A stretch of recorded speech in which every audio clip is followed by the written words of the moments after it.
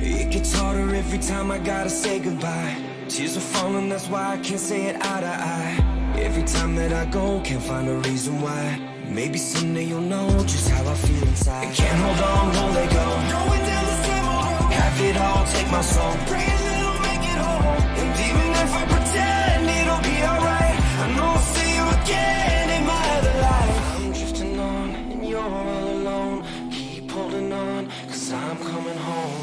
I'm coming back to the ones I know. Never lose hope, cause I won't let go. I'm coming home. I'm coming back to the ones I know. Never lose hope, cause I won't let go. I'm coming. I'm coming. I have to say goodbye, one day I'll say hello. I'll never say goodbye again, I'll never let you go. I keep moving down this long, lonely road. I can't wait to hold you when you open up that door. Don't you forget me. I'd become a ghost, you're the only thing that matters. When I dream, you're my soul. I was always empty, but your heart was made of gold. And you melted everything around me, you became my hope. I'm drifting on, and you're all alone. But keep holding on, I'm coming home. I'm coming back to the ones I know. Never lose hope, cause I won't let go.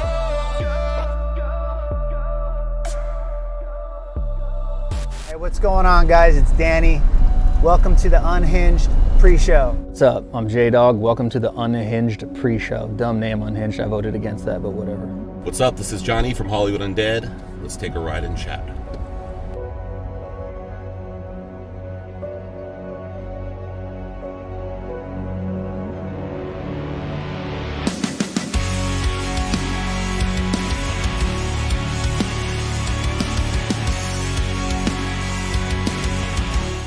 North Hollywood's in a weird place right now. It's like there's $1 million homes and there's literally like apartment buildings run by local gangs who sell crack out of it.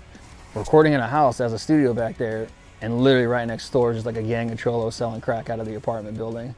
But it's $1 million house right next to this. It's just like so weird. The LA's in such a weird spot right now. So writing those songs over, that's what stuck out to me more. Gravity, like, it's just the song, I don't know, it's about reminiscing and shit like that, which is what I'm doing right now. But I just remember the whole neighborhood. One of the neighbors had a giant pig in the front yard, and then there's the gang on the other side of the block, and then like this $1 million house with a recording studio in the middle of it. It's just like weird dynamic. Gravity, fuck, that one's always a nice one, especially to play live. I don't know, it just every time we do it live, I always reminisce on back home and the past and growing up, because that's, I mean, basically that's what that song, you know, is about, man. All I know is I remember looking back, walking around sagging cacks, dime sacks, alley cats, and that was a straight shout out to the homies back in the Sunlit to Hunger days. But like writing that verse was about my homies and just, you know, how I just kept it the same.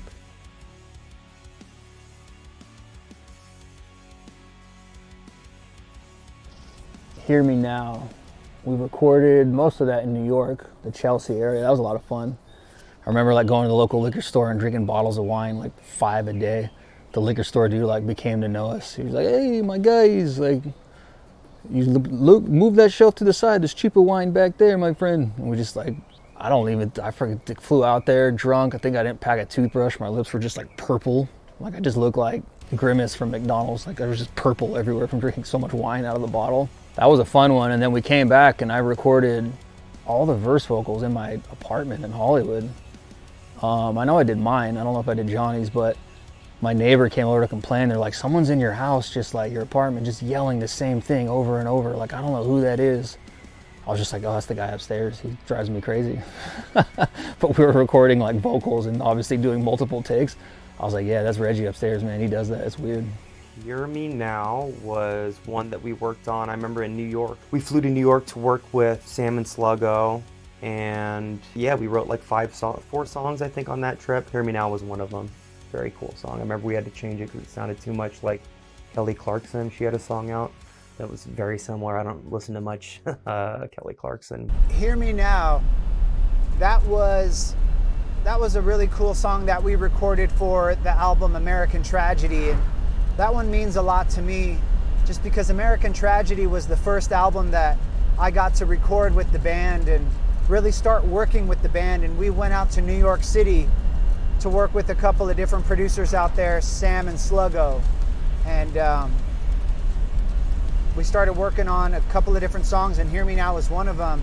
And that's when I really started to realize that all the guys in the band were such talented songwriters and lyricists. And it was just a really cool experience to be in New York City. You know, you're taking a break from the studio, you walk out and you're on this like scaffolding on this building in the middle of New York City. Pretty fucking cool, you know. And Hear Me Now is just one of those songs everybody wants to be heard. Everybody wants to be acknowledged, and I think that, to me, that's what Hear Me Now is trying to say. I think we were pulling from personal experiences of what we've all been through, where you just want to be heard sometimes. Hear Me Now, I think it's a song. It's funny because, you know, you don't think about these songs because you play them all the time, but you don't think about them. I haven't thought about the song in a decade, so it's like, it's a trip even digging through those memories of when we wrote it. And it's funny, you play it every night mindlessly, not really realizing what you're even saying eventually. But it's a song about desperation. I've always thought about this on this subject matter. If people said what they thought about, most people would think you're probably fucking nuts. Because if you went around, you know, it's almost unacceptable to be weak. It's almost unacceptable to show that you have some cracks or chinks in your armor. And Hear Me Now is about that, because it's funny, in music you could say anything to anybody and everybody just considers it music, it's art. But if you actually just said it without a musical backdrop, they think you're fucking nuts, or you have some, you know, oh, I gotta get away from this guy, he's fucking crazy. But you put up with some guitar and all of a sudden you're a genius. It's fucking bizarre. Hear Me Now is exactly what you're thinking with some music behind it. And it's crazy to me. And you wonder why people go batshit crazy out of the blue. They didn't go batshit crazy out of the blue. They're always fucking crazy because they couldn't tell anybody. So Hear Me Now is that moment of desperation where you just got to yell it at the top of your lungs that I'm no good, I'm not good, this isn't good, and something's got to change. Man, Bad Moon is a real special one to me. Like, sometimes they come to you quickly, and that one came really fast. J-Dog wrote the music and had the beat pretty much set up. He kind of had the idea of wanting to write like a really cool, kind of slow tempo, bring it down for the album, but with a nice big hip-hop, like trap type beat. And I think J-Dog at first was calling it like, we were saying like a red moon. And then I said Bad Moon. And we were like, ooh, that's good. So yeah, Bad Moon, man. That's a good one. I love that song. I produced the music for that song, wrote a lot of it with Danny and Charlie. We're all huge Creedence fans, John Fogerty and all that shit. So, you know, I think we're listening to Bad Moon Rising, and I already had the music for the song. I was like, dude, this shit would be sick to have a song called Bad Moon. And the music was already there, and I sent the music to Danny. We were like writing, and he went home, and then like he recorded the vocals, I think at my house, and I kept messing around with the music. And then like a few hours after he left, I like finally got the vocals lined up with the music, and like Danny wrote the chorus, and like it just fit perfect. Like I really love that song, and it came together. But I'm goth, bro. I'm into dark, creepy shit. Moons, vampires, werewolves, all that stuff.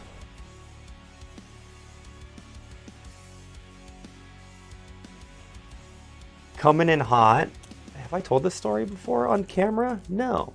My older brother used to work while he was going to law school. He used to bartend at this bar called Lee's for Cocktails somewhere in the valley.